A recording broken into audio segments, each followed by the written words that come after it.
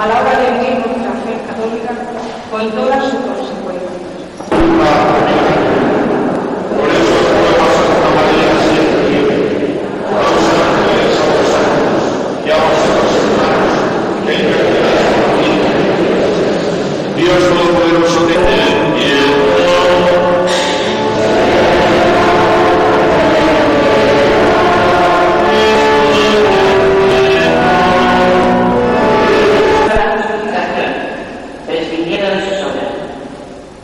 Dichoso el hombre que está resuelto de su culpa, a quien le han sepultado su pecado. Dichoso el hombre a quien el Señor. Tú eres mi refugio, me rodeas de cargos de liberación. Tú eres mi refugio, me rodeas de... Señor.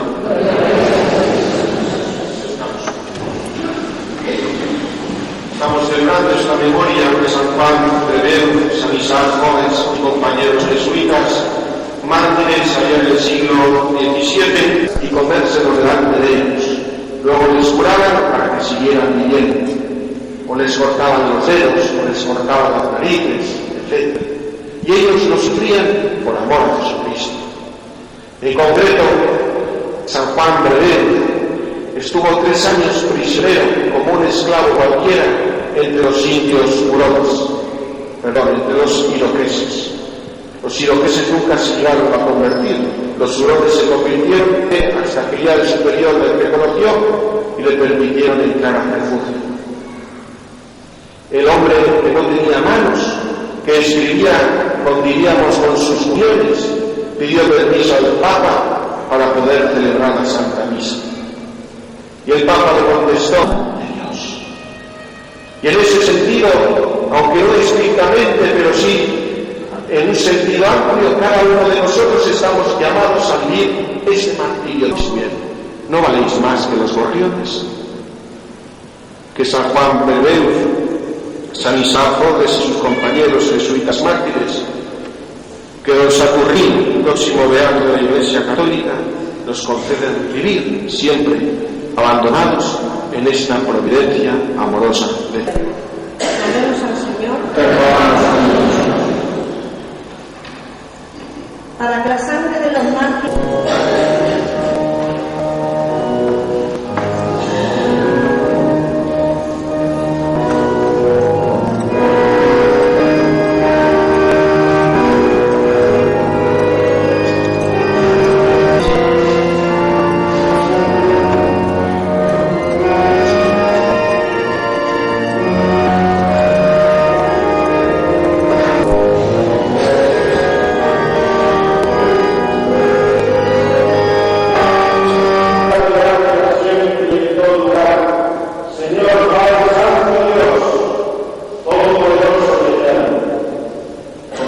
Santo eres en verdad, Señor, fuente de toda santidad. Por eso te pedimos que santifiques estos dones con la efusión de sus discípulos, diciendo: tomad y comed todo.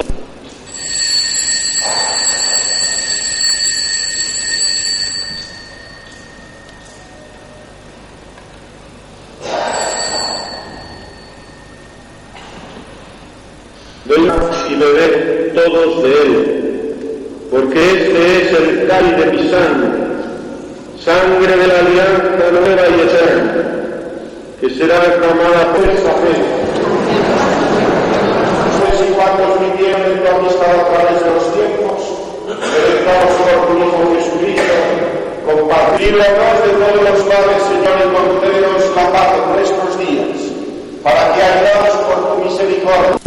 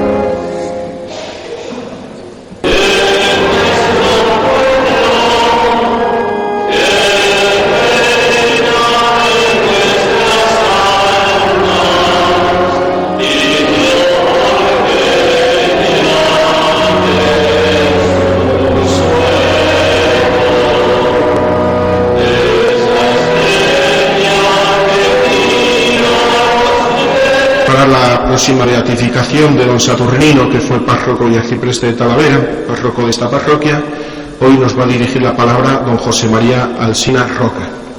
Don José María es doctor en Historia y rector de la Universidad Abad Oliva de Barcelona. También miembro del Consejo Nacional de la Adoración Nocturna Española. Es padre de familia, tiene 8 hijos, de los cuales una es carmelita descalza, que está encomendando todas nuestras intenciones. Y otro hijo sacerdote que está por aquí presente. Colaborador asiduo y ha escrito muchas publicaciones, sobre todo en la revista Cristiandad, apóstol eminente de la devoción al corazón de Jesús como fuente de la salvación para todos nosotros que le invocamos.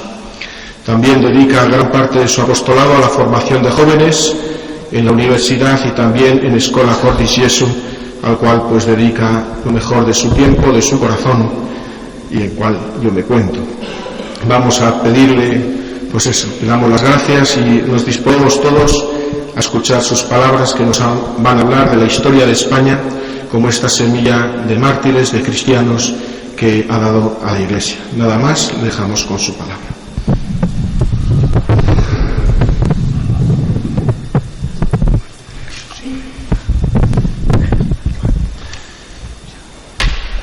En primer lugar, agradecer al señor cura párroco la invitación a dar esta conferencia.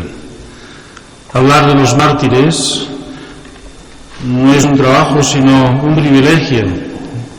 Y hablar de los mártires en una parroquia en que el cura párroco fue un mártir, pues es un compromiso, al mismo tiempo que aún un mayor privilegio. Estamos en vísperas de un hecho sin precedentes en la historia de la Iglesia. Se han beatificado, como todos sabemos, 498 mártires en una sola ceremonia. No tiene precedentes. Ya con estos 498 mártires serán casi 1000 los ya beatificados, de los cuales 11 han sido ya canonizados. Aunque generalmente las estadísticas en las cosas de Dios no son importantes, sí que es importante en este caso recordar lo que ustedes saben, pero que me parece ahora, para empezar, tenerlo presente. Son más de 10.000 mártires aún no beatificados, no reconocidos por la Iglesia, pero que están identificados. Más de 10.000 que murieron en testimonio de su fe aquí en España. 11 obispos, un administrador apostólico, religiosos, religiosas, sacerdotes, seglares. Dieron su vida en testimonio de su fe, movidos por el amor a Cristo y a su Iglesia. Este hecho tan impresionante que estos días estamos recordando y reviviendo nos lleva a hacernos una serie de preguntas. ¿Cómo ha podido ser esto? Y cuando digo esta pregunta, ¿cómo ha podido ser esto?, estoy pensando cómo ha podido ser posible tanta persecución, pero también cómo ha sido posible tanto amor a Dios. ¿Cuál es la historia de este pueblo español, que ha dado lugar a esta realidad dolorosa, pero también una realidad gozosa? Sabemos que la persecución es algo permanente en la vida de la Iglesia. Nuestra fe tiene como principio un mártir crucificado. Y no ha existido ningún momento en la historia de la Iglesia sin esta presencia de los mártires. Y es más, la expansión de la fe de la Iglesia desde un primer momento ha estado unida a la predicación con el martirio. Recordando aquella frase tantas veces repetida, la sangre de los mártires ha sido semilla de cristianos. También es bueno recordar aquello que nos dice San Agustín, pensando en lo que ha sido la historia del mundo y viendo realmente aquello que ha sido como más intrínseco y central de qué ocurre en el mundo. En el mundo ocurre que se han encontrado dos amores: el amor a Dios junto o contra el amor a sí mismo, enfrentándose hasta Dios. Entre aquellos que han puesto a Dios como centro de su vida y aquellos que han visto a Dios como aquel que es el origen y causa de todos sus males. Solamente viéndolo así se explica este odio. Solamente podemos odiar aquello que vemos como malo. Y si ha habido este odio a Dios y a su Iglesia y a los mártires que han muerto como consecuencia de este odio, es porque por el corazón de los perseguidores ha penetrado este odio a Dios, viendo a Dios como algo realmente que es el causante de sus males. Solamente podemos entender esto pensando que realmente es la insidia satánica que desde el principio de la historia de la humanidad quiere que el hombre desconfíe, no crea en el amor que Dios le ha tenido. En este mundo moderno, tantas veces esto ha ocurrido. Tantas veces el poder se ha presentado como un poder enfrentado a Dios y ha dado ocasión a tantos mártires. Pensemos pues en la Revolución Francesa, en lo que ocurrió en Rusia, en México, en España. Pero ahora no vamos a hablar de este odio, sino vamos a hablar del amor a Dios que han tenido estos mártires. Amor primero, que es el mismo amor de Dios a los hombres, que ha tenido una especial providencia para este pueblo español. Amor manifestado de tantas maneras. El amor de Dios en la historia de España lo encontramos patente, y quisiera recordar una de ellas, que siempre la Iglesia en España ha tenido, diríamos, como punto de referencia.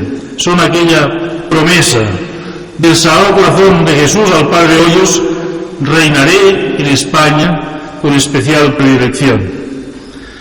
Este reinaré en España, que muchos recordarán, inscrito en tantas placas, en tantas casas, en tantos hogares y en tantas imágenes que presidían y presiden, algunas de ellas aún, plazas y calles de distintos pueblos y ciudades de España.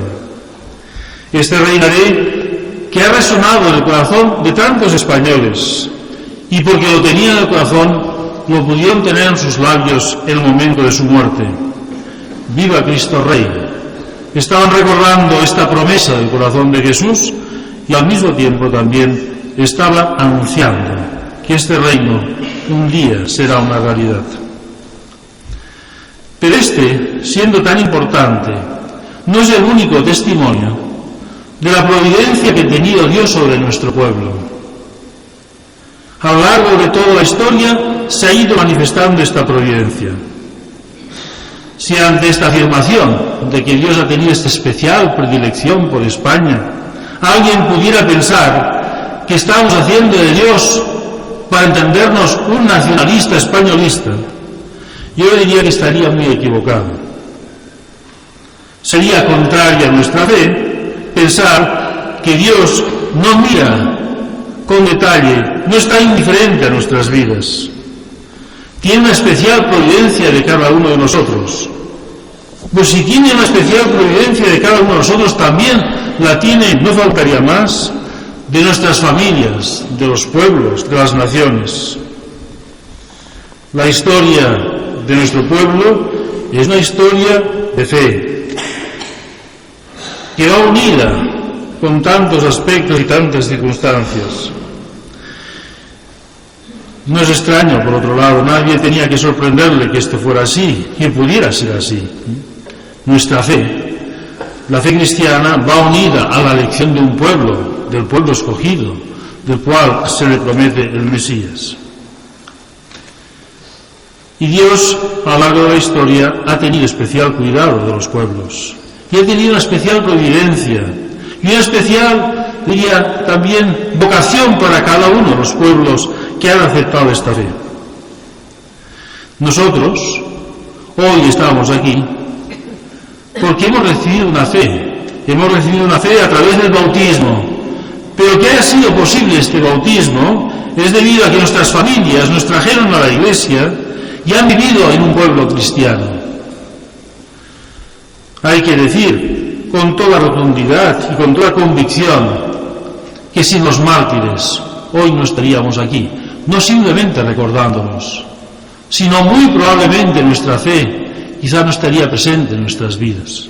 Por lo tanto, tiene que ser algo que esté lleno nuestro corazón, rebosando nuestro corazón de agradecimiento a los mártires y de agradecimiento sobre todo a esta providencia de Dios a lo largo de toda su historia, que ha tenido, digamos, este cuidado, que ha hecho posible que este pueblo español, en un momento determinado, trágico de su historia, diera esta manifestación tan grande de su fe.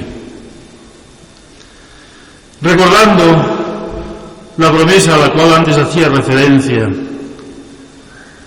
reinaré en España. Alguien podría decir, tal como estamos, un pueblo que parece, digamos, que la increencia se extiende en todos los ámbitos.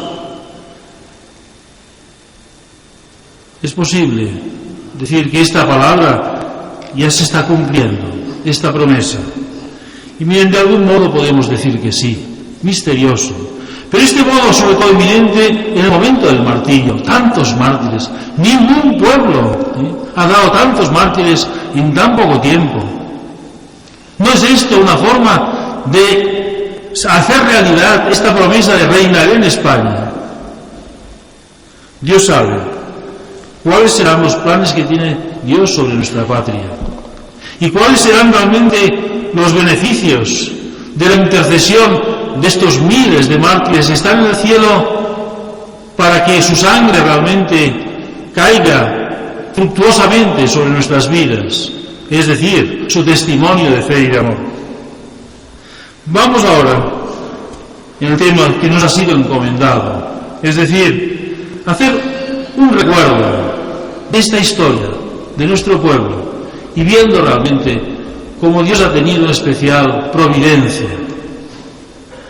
No se trata de simplemente recordar las grandezas que han sido, sino se trata sobre todo de tener un corazón agradecido, que Dios realmente ha tenido esta providencia con nosotros. Un corazón agradecido y una fe esperanzada. Dios ha tenido esta providencia con nosotros.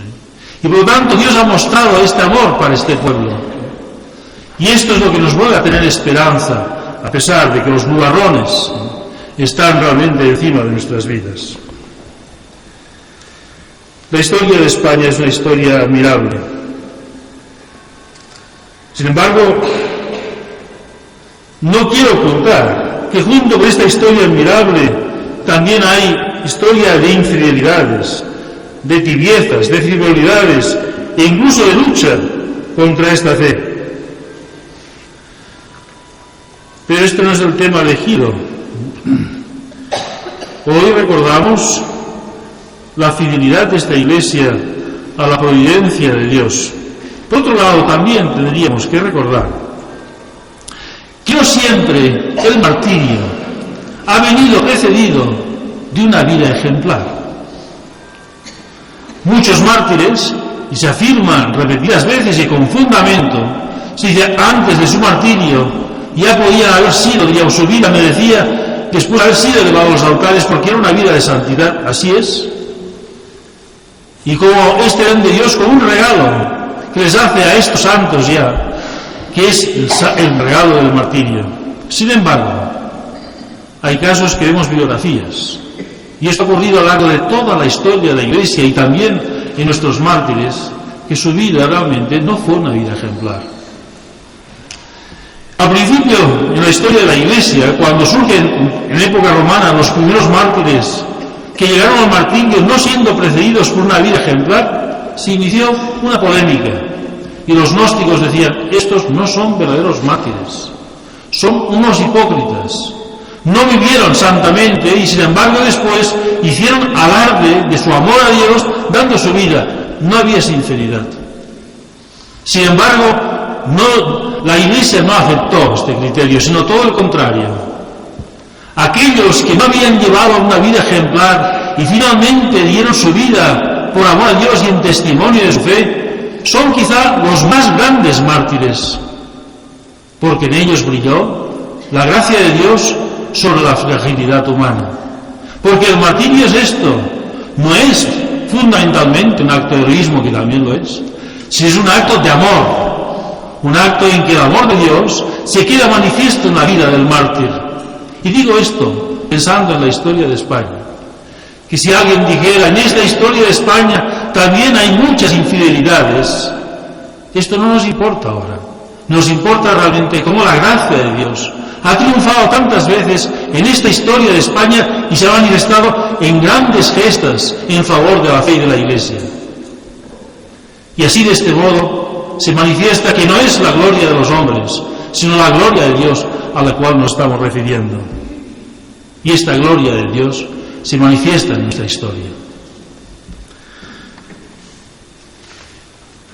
España, como todos sabéis, fue evangelizada por dos apóstoles, Santiago y Pablo. Hay muchos motivos, ahora no vamos a entrar en ellos para poderlo afirmar. Y según la tradición también he sabido, con especial dificultad, fue realizada esta evangelización por la dureza de aquellos pueblos. Pero esta especial providencia que Dios ha tenido a lo largo de su historia se manifiesta desde el inicio. En este caso, pues nada menos con la presencia de la misma Virgen, que viene a alentar a Santiago para que continúe en su evangelización. La predicación de aquellos apóstoles y de los primeros discípulos vino acompañada casi inmediatamente de las grandes persecuciones en España también, las persecuciones del Imperio Romano, y con ello las primeras comunidades cristianas en España, con tantos lugares, fueron surgiendo en torno a las reliquias de los mártires. El arraigo de aquella primera predicación quedó manifiesta de una manera muy patente en las épocas posteriores. Cuando viene la caída del Imperio Romano, en el siglo V, vienen a España distintos pueblos germánicos, me permitirán, digamos, este breve repaso de la historia de España, que vienen normalmente del centro de Europa, pero muchos de ellos estuvieron, estos pueblos germánicos, en contacto ya con la fe cristiana, pero en un momento en que esta fe cristiana, sobre todo en el Oriente, estuvo deformada por la herejía arriana. Y así fue que el principal pueblo que llega aquí a España, después, ya digo, de la dominación romana, fueron los visigodos. Los visigodos eran arrianos. Y pronto se dieron cuenta, los reyes visigodos, cuando empiezan a construir aquella nueva sociedad, que es una sociedad dividida, una sociedad en que la mayor parte del pueblo hispano-romano era cristiano, según la fe de la Iglesia católica, mientras esta minoría dominante, los visigodos, eran arrianos. Pensaron ellos que sería posible, y así lo creyó un gran rey, desde un punto de vista político, que fue Leovigildo, que se podría hacer la unidad de España, la unidad política, si todos, esta unidad política, realmente venía presidida por una misma fe, la fe arriana. Y así intentó, mediante distintas formas y distintas leyes, que el arrianismo fuera penetrando en España.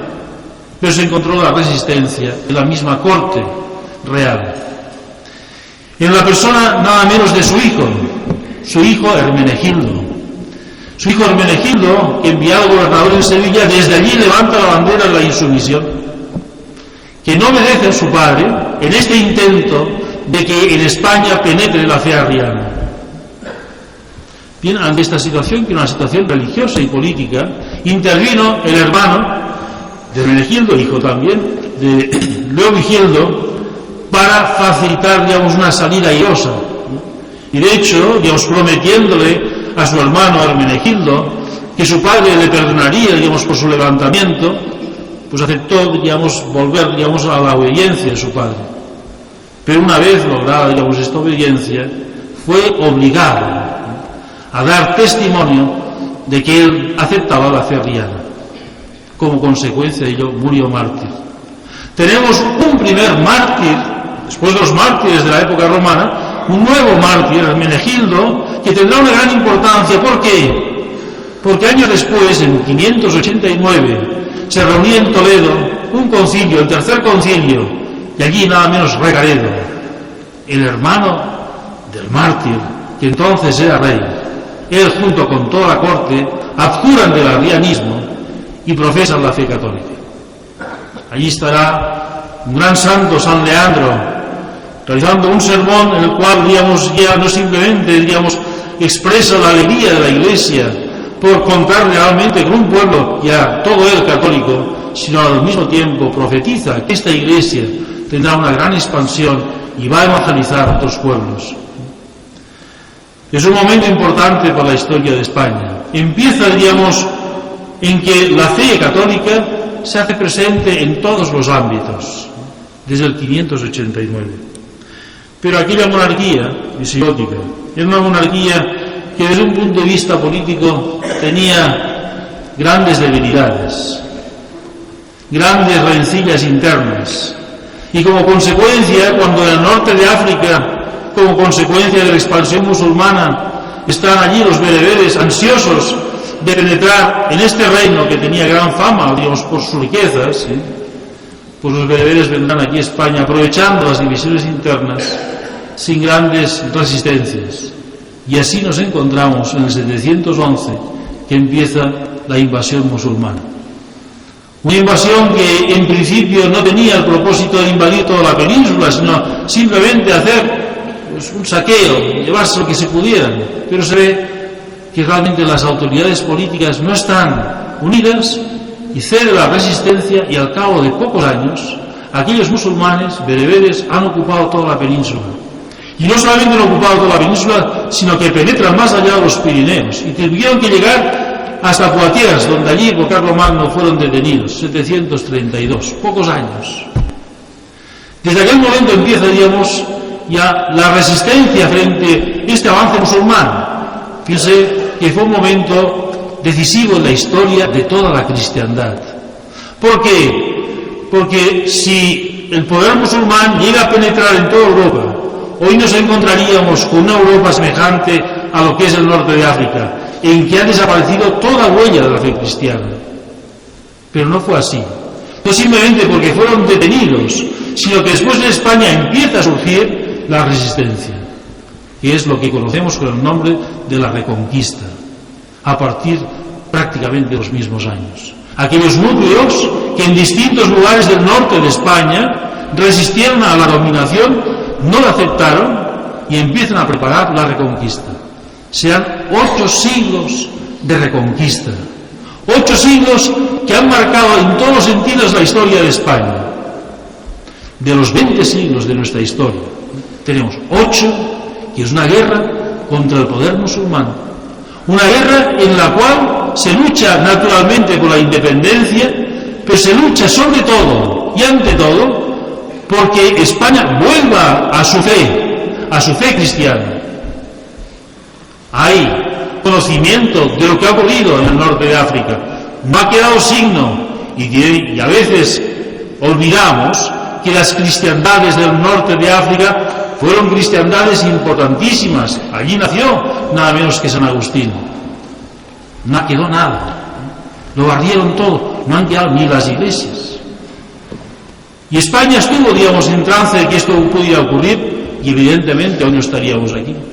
Y Dios tuvo esta especial providencia de que resistieran nuestros antepasados, pero no simplemente resistieron las montañas y organizaron la Reconquista, sino también aquellos que quedaron en la zona dominada por el poder musulmán, los llamados mozárabes.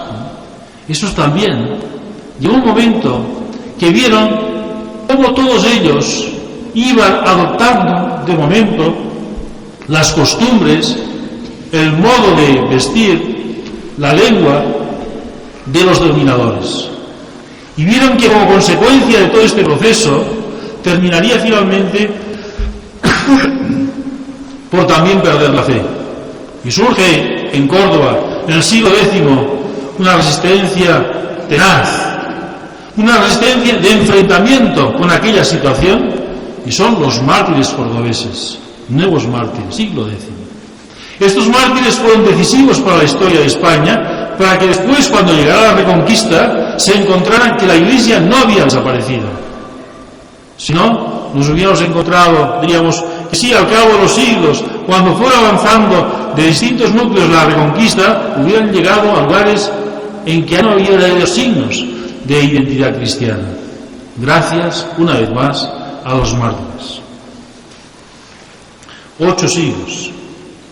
Estos 8 siglos, como han notado historiadores muy diversos, vienen, diríamos, coronados por otra gesta, una gesta que es la gesta más grande que ha realizado España. 1492 es conquistado el último reducto musulmán, Granada. Y en los mismos campamentos, en el campamento de Santa Fe, allí está la reina Isabel la Católica, que Dios quiera que un día también veamos los altares.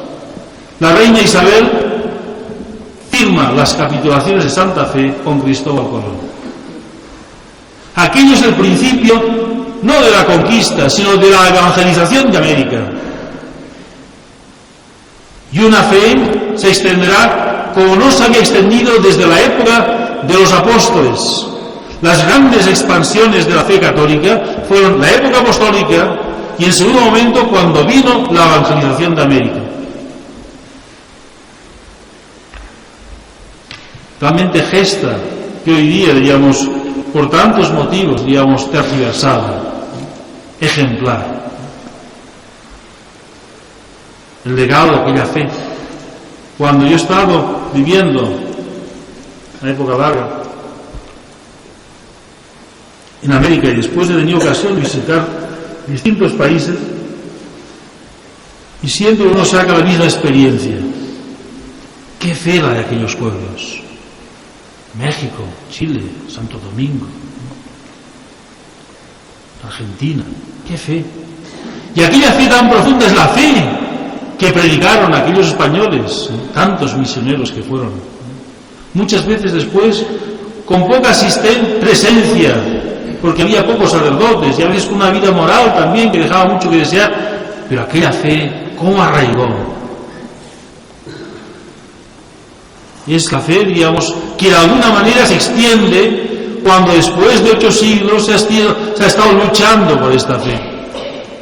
Esto es nuestra historia, y es una historia que no tiene parangón en ningún otro país europeo. No hay ningún país que estuviera 8 siglos luchando por su fe. No hay ningún país en que hubiera estos mártires de Córdoba que gracias a su fidelidad y a su martirio se conservó la Iglesia Católica en estos lugares. No hay ningún país, cuando hablo de los españoles también, aquí incluyo los portugueses, porque Luis Camões, el gran cantor de Portugal, dice: castellanos y portugueses porque españoles lo somos todos. También los portugueses, en un momento determinado, se denominan españoles. Y por lo tanto, digamos, esta gesta, la cual también participa con el mismo honor Portugal, digamos, es única en todo el mundo. Pensemos cosas que todos conocemos, pero que son constancia, digamos, de este hecho. Juan Pablo II, que fue a tantos lugares, no sé si, supongo que sí conocen el dato, ¿dónde tuvo un mayor número de personas que le acogieron? ¿Dónde hubo la mayor concentración? ¿Saben dónde? En Filipinas. El único país asiático católico. Y es el único país asiático católico porque es el país evangelizado por España. Y esto es un motivo de dar gracias a Dios. Y es un motivo también de pensar en la responsabilidad de este legado. Pero la historia no se termina en el siglo XV. Vamos avanzando en esta historia y España continúa los siglos XVI y XVII, especialmente el siglo XVI, sosteniendo esta guerra en Europa cuando se inicia la Reforma Protestante. Guerra que muchas veces es guerra con ejércitos, pero también guerra, para decirlo de algún modo, de sus santos, con San Ignacio, con Santa Teresa. Santos que tienen esta importancia tan crucial en la vida de la Iglesia, que sin ellos realmente, digamos, la Reforma no se hubiera realizado. Y el siglo XVII, que para España, desde un punto de vista político y sobre todo económico, es bueno, diríamos, pensarlo así desde un punto de vista económico, porque muchas veces habrán oído decir España sí conquistó América para saquearla por sus oros y su plata. Pues miren, esto no es así. Porque España, en el siglo XVII, que tenía todas aquellas colonias estaba arruinada, fue un desastre. Fuimos muy malos administradores. Yo les diré, gracias a Dios. Tuvimos otras preocupaciones, no tuvimos la preocupación de administrar aquel tesoro que venía de España, venía de América. Pero el siglo XVII, que es un momento, diríamos, económicamente desastroso, la hacienda española está en quiebra. Sin embargo, el siglo XVII, cuando España empezó su decadencia, ya diríamos en aquel momento, pues Inglaterra y Francia sobre todo, pues le iban a tomar, digamos, la delantera. Sin embargo, España, el siglo XVII, es el siglo en que se manifiesta, digamos, su arte cristiano con mayor esplendor. Y que hubiera realmente cantidad de pintores y escultores, ¿sí?, que manifestaron con su arte realmente la fe, no simplemente deriva de que hubiese aquellos genios, sino de que había una fe muy arraigada del pueblo español, que era capaz que surgiera de aquel pueblo aquellos genios que continúan siendo hoy la admiración de todo el mundo. España, sus grandes pintores, sus grandes literatos, sus grandes escultores, todos ellos, digamos, dan testimonio de la fe de un pueblo. Esta situación del siglo XVII, desde un punto de vista religioso, no tiene el mismo carácter en siglos posteriores. Y si estudiáramos con detalle, que ahora no entraremos en ello, veríamos que el siglo XVIII es un siglo en que pues, España quizá pues aprendimos a administrar mejor las cosas y económicamente nos fue mejor, pero empieza a penetrar en ciertos ámbitos culturales, ámbitos políticos, ámbitos económicos, y aquellas ideas que están presentes en Europa, que son las ideas de la Ilustración. Es el siglo pues, de la expulsión de los jesuitas en tiempos de Carlos III. Expulsión que su motivación última era una motivación claramente anticristiana, en que se presentaron excusas diversas. Y por lo tanto, digamos, un siglo que parece, digamos, que España está cambiando de carácter. Pero, sin embargo, la situación de España es muy distinta, por ejemplo, que la de Francia. Francia, la Ilustración termina con la Revolución Francesa. Y con todo lo que significa después Napoleón, de esplendor de Francia y de dominio de Francia en toda Europa. España fue distinto. España, el siglo XIX, es un siglo realmente trágico, pero al mismo tiempo también glorioso. Trágico porque es un siglo en que España es invadida por los franceses, la invasión napoleónica, y es invadida como consecuencia de esta misma debilidad política que tiene. Sin embargo, ya Napoleón tuvo la gran sorpresa. Este pueblo descabezado, porque los reyes se habían ido, digamos, a pedir a Napoleón favores, padre e hijo. Sin embargo, este pueblo se levanta, digamos, con una firmeza. Y se levanta con una firmeza en favor de su independencia, pero en favor de su fe. Clarísimamente.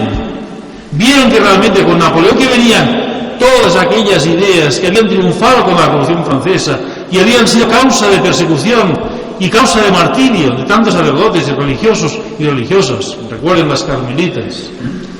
Se ha hecho aquella obra teatral después del cine, Diálogo de Carmelitas. ¿Cuál se muestra esta persecución que sufrió la religión durante la Revolución Francesa? Esto, había noticia de ello. Y noticia de ello, por esto hay esta resistencia tan viva. Y surge por todas partes, sin ninguna organización, porque sale del corazón de la gente. No vamos a seguir todos los avatares. Pero este siglo XIX, que fue un siglo de persecución y de resistencia, de persecución, matanza de frailes al cabo de unos años, cuando viene el liberalismo, en Madrid especialmente, pero también en Zaragoza, en Barcelona, quema de conventos, los años 30, siglo XIX. Después esto se repetirá varias veces. Pero el siglo XIX, de una cantidad de santos y de fundadores de orden religiosa como nunca se ha visto en la historia también de un pueblo. decirlo, de Cataluña especialmente, los santos y fundadores en la primera mitad del siglo XIX. Un siglo de una fecundidad grande, lo cual también mostraba que aquella fe continuaba siendo viva.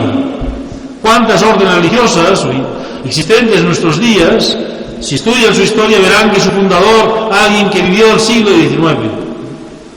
O sea, mientras había aquellas luchas políticas, que también estaba metida realmente en la defensa de la fe, y mientras había, digamos, pues la persecución a la Iglesia con las leyes desamortizadoras, que todos los conventos fueron cerrados, todos los conventos prohibidos, los frailes todos, digamos, claustrados.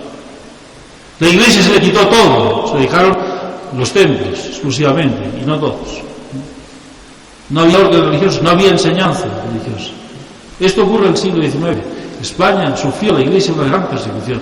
Pero este siglo es el siglo de grandes fundadores, de grandes santos que están hoy día en los altares. Una vez más, diríamos, esta vitalidad de la fe de la Iglesia en la historia de España. Y de alguna manera, con un eco y una repetición de esto que ocurre en pequeña medida, importante, pero pequeña comparada con lo que vendrá después, nos encontramos en el siglo XX. Porque estamos estos días, digamos, reflexionando, digamos, a raíz de la beatificación de los 498 mártires. Y este espectáculo trágico, grandioso, como les decía al principio, de miles, se calcula unos 10.000 mártires que dieron su fe en amor a Dios y en testimonio, digamos, de la fe que habían recibido y habían profesado. Pero ahora, esta historia de España no se termina en el año 39. Y tendríamos que pensar qué ha ocurrido desde el año 39 hasta nuestros días. ¿Qué ha ocurrido? Historia que, si hago mención de ella, muchos de ustedes, por la edad, pues la tienen muy presente. Algunos no, son más jóvenes. Pero muchos la tienen muy presente porque la han vivido. Ya no es historia, sino es vida. Y quizá podríamos pensar pues cómo después del 39, esto llega hasta los años 60, tantas órdenes religiosas multiplicaron sus casas, sus noviciados, construyeron nuevos noviciados, no cabían tantas vocaciones. Yo recuerdo el año 67, estuve en un pueblo de Navarra, pequeñito, Huici, y viendo un día yendo a visitar a una familia allí, le decían, en este pueblecito, me parece que tenía 200 habitantes, hay 40 misioneros fuera de España. De un pueblo de 200 habitantes, 40 misioneros entre religiosos y religiosas. Y no es el único caso, un pueblo de 200. Si en cada familia había un sacerdote o una religiosa, en cada familia, como mínimo una, cuando no había 2 y 3. Evidentemente era el fruto de aquellos mártires. Sin embargo, alguien podría pensar, y todos podemos pensar, ¿qué ha ocurrido después? Hoy, desgraciadamente, y en estos últimos 5 años, de nuevo las estadísticas nos hablan todo lo contrario de lo que decíamos anteriormente. España, en los últimos 5 años, lleva la delantera entre los países europeos en el aumento del número de divorcios, el número de abortos. Un país que sería caracterizado por todo lo contrario. Estamos en ese proceso creciente de secularización.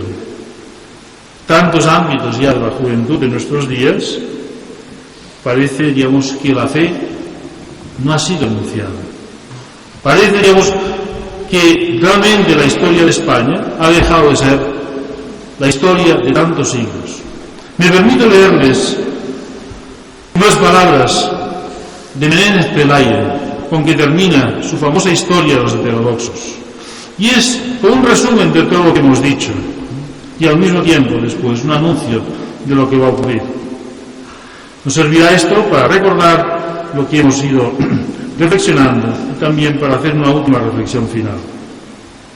Hablando de la fe que España le dio, que la fe en España dio lugar a que España tuviera las características que tiene, dice: la unidad de España se la dio el cristianismo. La Iglesia nos educó a sus pechos con sus mártires y confesores, con sus padres, con el régimen admirable de los concilios. Por ella fuimos nación y gran nación. En vez de muchedumbre de gentes colectivas, nacidas para presa de la tenaz porfía de cualquier vecino codicioso. No elaboraron nuestra unidad el hierro de la conquista ni la sabiduría de los legisladores. La hicieron los 2 apóstoles, los 7 varones apostólicos. La regaron con su sangre el diácono Lorenzo, los atletas del Circo de Tarragona, las vírgenes Eulalia y Engracia, las innumerables legiones de mártires de Zaragoza. La escribieron en su draconiano código los padres de Ilíberis, brilló en Nicea, en Sardis sobre la frente de Osio, el obispo, y en Roma sobre la frente de San Dámaso. La cantó Prudencio en versos de hierro celtibérico, triunfó del maniqueísmo y del gnosticismo oriental, del arrianismo de los bárbaros y del donatismo africano. Civilizó a los suevos, hizo de los visigodos la primera nación de Occidente, que antes nos hemos referido. Escribió, y aquí se refiere a San Isidoro, hermano de San Leandro, y en las etimologías la primera enciclopedia. Inundó de escuelas los atrios de nuestros templos. Esto ha sido así a lo largo de toda la historia. ¿Quién ha hecho las escuelas? La Iglesia. ¿Quién han sido los que han popularizado la enseñanza a todos los niveles y a la gente más sencilla y humilde? Las grandes órdenes religiosas, los escolapios, hermanos de la doctrina cristiana, los salesianos. No han sido los estados. En España y en Europa no han sido los estados quienes lo hicieron. Fueron realmente estas órdenes religiosas. Pero así fue desde el principio de nuestra historia. ¿Quién contará? Sigue ahora un poco, diríamos, abrevio un poco. ¿Quién contará todos los beneficios de vida social que esta unidad debemos si no hay en España piedra ni monte que no nos hable de ella con la elocuente voz de algún santuario en ruinas? Si en la Edad Media nunca dejamos de considerarnos unos, fue por el sentimiento cristiano. La sola cosa que nos juntaba, a pesar de las aberraciones parciales, a pesar de nuestras luchas, más que civiles, a pesar de los renegados de los muladís, estas debilidades y fragilidades que han acompañado también la historia de España, todo ello, el sentimiento de patria es moderno. No hay patria en aquellos siglos, no hay en rigor hasta el Renacimiento, pero hay una fe, un bautismo, una grey, un pastor, una iglesia, una liturgia, una cruzada eterna y una legión de santos que combaten por nosotros de un lado a otro de las tierras de España. Dios nos concedió la victoria y premió el esfuerzo perseverante, dándonos el destino más alto entre todos los destinos de la historia humana, el de completar el planeta, el de borrar los antiguos linderos del mundo, y se refiere a la evangelización. Dichosa edad aquella de prestigios y maravillas, de edad de juventud y de robusta vida. España era o se creía el pueblo de Dios, y cada español, cual otro Josué, sentía en sí fe y aliento bastante para derrocar los muros al son de las trompetas o para atajar el sol en su carrera. España, pues aquella párrafo tan conocido, evangelizadora de la mitad del orbe. España, martillo de los herejes, luz de Trento, espada de Roma, cura de San Ignacio. Esa es nuestra grandeza y nuestra unidad, y no tenemos otra. Y anunciando cosas que después han ocurrido. El día en que acabe de perderse, y Menéndez Pelayo escribía a principios del siglo XX, y estaba viendo ya que las cosas estaban cambiando y que se avecinaban tiempos peores, dice: el día en que acabe de perderse esta fe, España volverá al cantonalismo de los arébatos y de los vectones o de los reyes de taifas. ¿Qué estamos viviendo hoy en día? No crean que es un problema meramente político, es un problema religioso, porque lo que ha unido a España es la fe. Si desaparece la fe, no hay España. No existe aquello que nos une y nos hace sentir pueblos, miembros de un mismo pueblo y herederos realmente de unas hazañas que están, diríamos, alentadas y conformadas por la fe. Y escribe Menéndez Pelayo palabras que podrían ser dedicados a nuestros días. Hoy presenciamos, esto lo escribe a principios del siglo XX, hoy presenciamos el lento suicidio de un pueblo que, engañado 1000 veces por garrulos sofistas, empobrecido, mermado y desolado, emplea en destrozarse las pocas fuerzas que le restan, y corriendo tras vanos trampantojos de una falsa y postiza cultura en vez de cultivar su propio espíritu. Parece, digamos que terminamos, con una visión algo pesimista. Pero quisiera ya terminar, pero antes de darlo por terminada esta charla, hacer una reflexión que hace referencia a nuestra historia, pero no simplemente a nuestra historia, sino al momento en que vivimos en el mundo. Miren, son tiempos misteriosos los que estamos viviendo. Tiempos de secularización, pero también tiempos de santidad. Dios, en estos últimos años, muestra su presencia en medio de su Iglesia. El Papa Karol Wojtyła, cuando era cardenal, Karol Wojtyła, dio unos ejercicios al Papa Pablo VI. Estos ejercicios, que se titulan en un libro que después se publicó, Signo de Contradicción, al terminar los ejercicios, le decía a Pablo VI y a la Curia Romana estas palabras. Está escrito esto del año 75. Hemos entrado en los últimos 25 años del segundo milenio después de Cristo. Entonces, haciendo referencia a los tiempos que vivimos, dice, nuevo adviento de la Iglesia y de la humanidad. Nuevo adviento. El adviento es tiempo de espera que llegará el Salvador. Dice, nuevo adviento de la Iglesia y de la humanidad. Tiempo de espera y juntamente de una decisiva tentación. De alguna forma, la tentación siempre es la misma, la que conocemos por el capítulo 3 del Génesis, la tentación de la serpiente, que viene, diríamos, realizada con aquellas palabras, seréis como dioses. Desconfiad de Dios, que vosotros lo podéis ser si coméis del fruto prohibido, si desobedecéis a Dios. Esto es dicho hoy día con más fuerza que nunca. Seréis grandes, seréis humanos, seréis hombres y mujeres, si realmente desconfiáis de Dios. ¿Cuántas veces esto se está repitiendo? Olvidarse de Dios para poder ser feliz. Y es la tentación diabólica que se presenta en nuestros días, dice Karol Wojtyła, con un sentido cada vez más radical. Tiempo de grandes pruebas, las que ha habido, y Dios sabe las que puede haber, pero también tiempo de gran esperanza. Precisamente para este tiempo se nos ha dado la señal, la misma de siempre, Cristo, signo de contradicción, y la mujer revestida de sol, señal grande en el cielo, refiriéndose naturalmente a la Virgen María. Y acompañados por estas palabras de Karol Wojtyła, podemos seguir pensando, tiempo de esperanza. Tiempo de esperanza porque Cristo, signo de contradicción, y María se ha manifestado como reina de los mártires, en sus mártires. Y en España, de un modo especial, es tiempo de gran esperanza, porque es una sangre que no ha sido derramada en vano.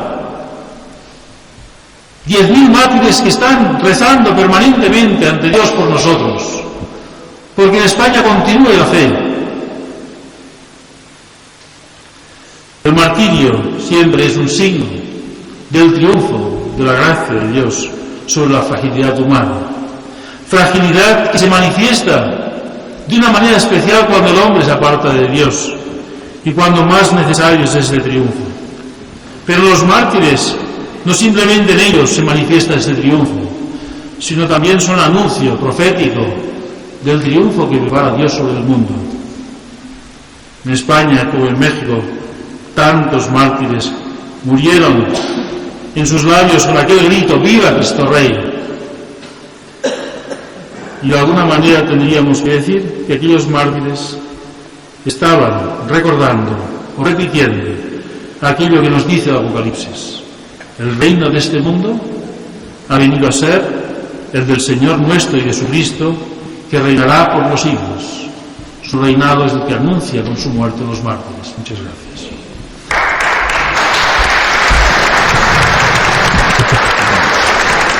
dado de la historia de nuestra nación, de España, una lección que yo creo que ha quedado patente, que quiere darnos para el presente, para que aprendiendo del pasado sepamos vivir el presente y sobre todo con las últimas frases maravillosas, para que así encaremos el futuro con esperanza y con ilusión.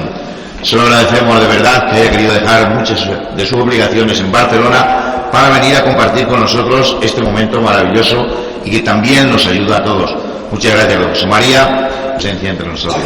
Gracias a todos vosotros también por vuestra presencia aquí. Mañana es el último día de este ciclo preparatorio, don Eduardo el primer día, reflexionando sobre el martirio concreto y la vida de don Saturnino que tan maravillosamente nos exponía ayer. Todas estas reflexiones mañana vamos a intentar ponerlo a los pies de Cristo en la oración para que Él nos ayude como la mejor preparación posible a celebrar ese gran acontecimiento, la beatificación de don Saturnino y los otros 400.